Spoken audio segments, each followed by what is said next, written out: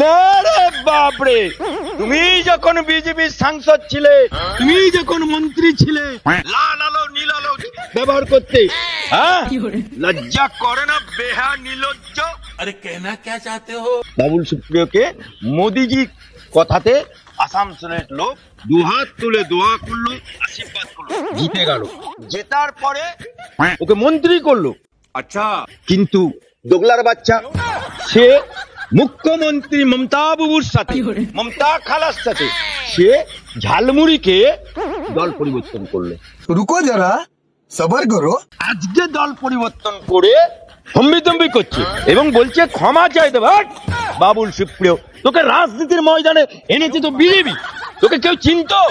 তুই যদি অত বাপের বেটা হতিস, অত বড় রাজনীতিবিদ হতিস, তাহলে তার আগে মমতা ব্যানার্জি তোকে টিকিট দেয়নি কেন?